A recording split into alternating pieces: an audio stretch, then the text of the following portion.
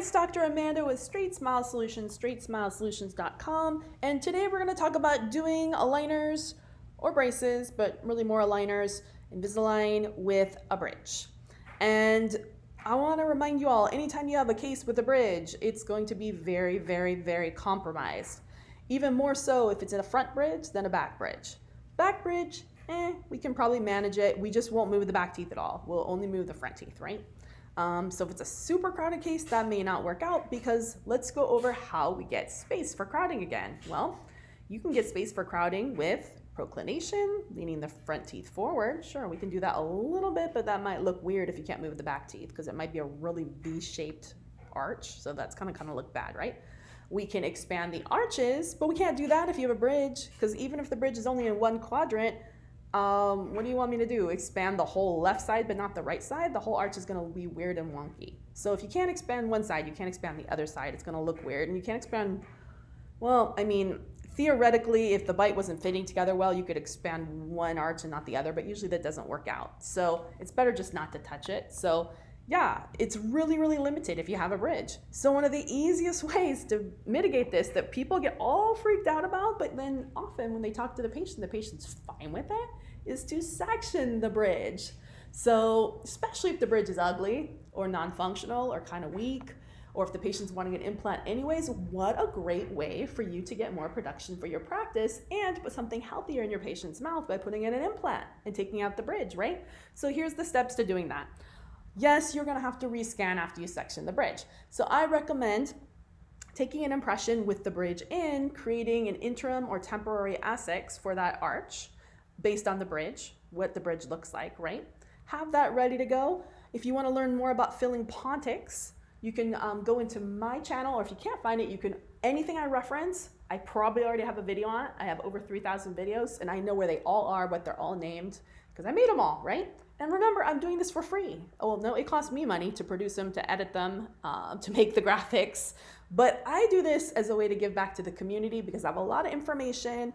And also for my current clients, it's so much easier for me just to reference a video with all the information than to have to retype it all the time. So especially if it's like a really common question, I'm like, boom, just watch this video. The answer's right there. But anyways, going back to the whole bridge thing. So I do have a video about how to fill pontics. There's a couple different ways to do it.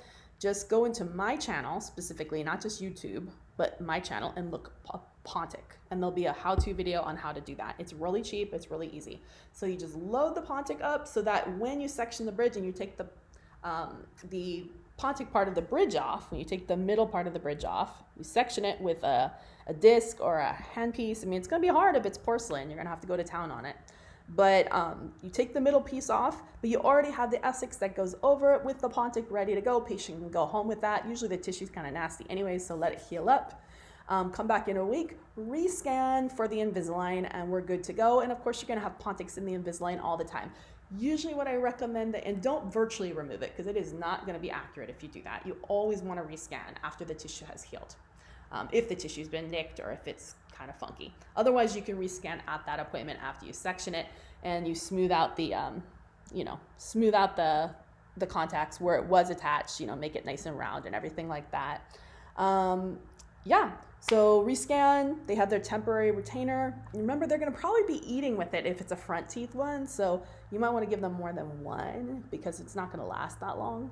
And then the only thing I do different, especially if it's a front teeth bridge, if they're going to be eating with it, and I like to talk to the patient about that ahead of time, is I'll take a treatment plan. Let's say it's 25 aligners normally. Well, I'm going to make it 70 aligners. I know Invisalign hates it when I do this, but patients, if they're going to eat with it, they're going to want to be changing this sucker every 2 to 3 days. So that way I'm just crazy slowing down the movements. So if they bust up one of the aligners, well, boom, they're ready to do the other one because it's just going to fall apart if they're eating with it all the time. If it's a posterior one, we can just go regular speed.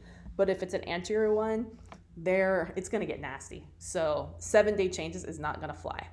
But that's the beauty of, comprehensive treatment. So an Invisalign should be happy that I'm giving this suggestion. You can do the same thing with ClearCorrect. However, I think ClearCorrect has really crappy pontics, just my opinion. I have never seen a pontic that I like with ClearCorrect. Global, white label, they have pontics too. They're not great. So I think anytime you have, especially an anterior pontic, you should definitely use Invisalign because their Pontics are second to none. They're way, way better. And remember, I don't work or I'm not compensated by Invisalign at all. As a matter of fact, they hate me. So not sure why, but they do. So if I'm telling you to use Invisalign, it's because I really think you should use them because I get no benefit by telling you that. I just get grief for posting stuff. So in any case, hopefully that's helpful. Yes, my preference is to always section a bridge than to treat a case with a bridge. And I don't even treat cases with anterior bridges. That's a complete waste of everyone's time. All right, thanks.